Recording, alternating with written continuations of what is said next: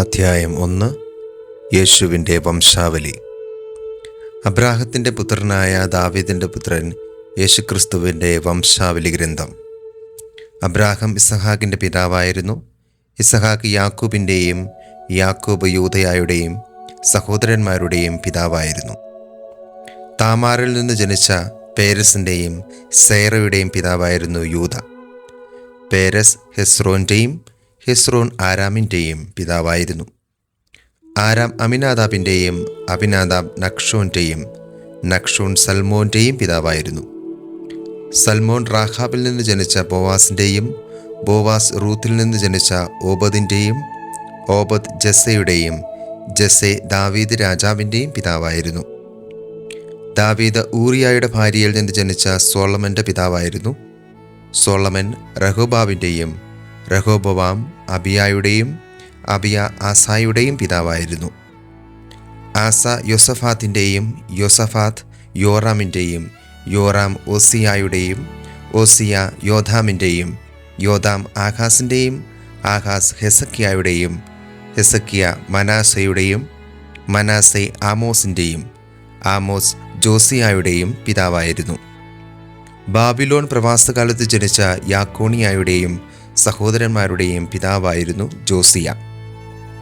യാക്കോണിയ Babylon പ്രവാസത്തിനു ശേഷം ജനിച്ച സലാത്തിയലിൻ്റെയും സലാത്തിയൽ സൊറാബാബേലിൻ്റെയും പിതാവായിരുന്നു. സൊറാബാബേൽ അബിയൂദിൻ്റെയും അബിയൂദ് എലിയാക്കിമിൻ്റെയും എലിയാക്കിം ആസോറിൻ്റെയും ആസോർ സാദോക്കിൻ്റെയും സാദോക്ക് അക്കീമിൻ്റെയും അക്കീം ഏലിയൂദിൻ്റെയും ഏലിയൂദ് എലയാസറിൻ്റെയും എലയാസർ മഥാൻ്റെയും മഥാൻ യാക്കോബിൻ്റെയും പിതാവായിരുന്നു. യാക്കോബ് മറിയത്തിൻ്റെ ഭർത്താവായ ജോസഫിൻ്റെ പിതാവായിരുന്നു. അവളിൽ നിന്ന് ക്രിസ്തു എന്ന് വിളിക്കപ്പെടുന്ന യേശു ജനിച്ചു. ഇങ്ങനെ അബ്രാഹം മുതൽ ദാവീദ് വരെ 14, ദാവീദ് മുതൽ ബാബിലോൺ പ്രവാസം വരെ 14, ബാബിലോൺ പ്രവാസം മുതൽ ക്രിസ്തു വരെ 14 തലമുറകളാണ് ആകെയുള്ളത്. യേശുവിൻ്റെ ജനനം. യേശുവിൻ്റെ ജനനം ഇപ്രകാരമായിരുന്നു. അവൻ്റെ മാതാവായ മറിയവും ജോസഫും തമ്മിലുള്ള വിവാഹ നിശ്ചയം കഴിഞ്ഞിരിക്കെ അവർ സഹവസിക്കുന്നതിന് മുമ്പ് അവൾ പരിശുദ്ധാത്മാവിനാൽ ഗർഭിണിയായി കാണപ്പെട്ടു. അവളുടെ ഭർത്താവായ ജോസഫ് നീതിമാനാകയാലും അവളെ അപമാനിതയാക്കുവാൻ ഇഷ്ടപ്പെടുകയാലും അവളെ രഹസ്യമായി ഉപേക്ഷിക്കുവാൻ തീരുമാനിച്ചു.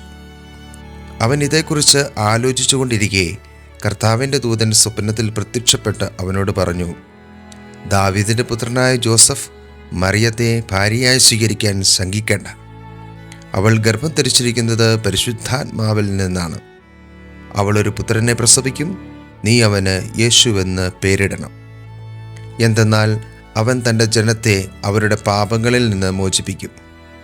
കന്യക ഗർഭം ധരിച്ചൊരു പുത്രനെ പ്രസവിക്കും. ദൈവം നമ്മോടുകൂടെ എന്നർത്ഥമുള്ള എമ്മാനുവേൽ എന്നവൻ വിളിക്കപ്പെടും എന്ന് കർത്താവ് പ്രവാചകൻ മുഖേന അരുളിച്ചെയ്തത് പൂർത്തിയാകാൻ വേണ്ടിയാണ് ഇതെല്ലാം സംഭവിച്ചത്. ജോസഫ് നിദ്രയിൽ നിന്ന് ഉണർന്ന് കർത്താവിൻ്റെ ദൂതൻ കൽപ്പിച്ചതുപോലെ പ്രവർത്തിച്ചു. അവൻ തൻ്റെ ഭാര്യയെ സ്വീകരിച്ചു. പുത്രനെ പ്രസവിക്കുന്നതുവരെ അവളെ അവൻ അറിഞ്ഞില്ല. അവൻ ശിശുവിന് യേശുവെന്ന് പേരിട്ടു.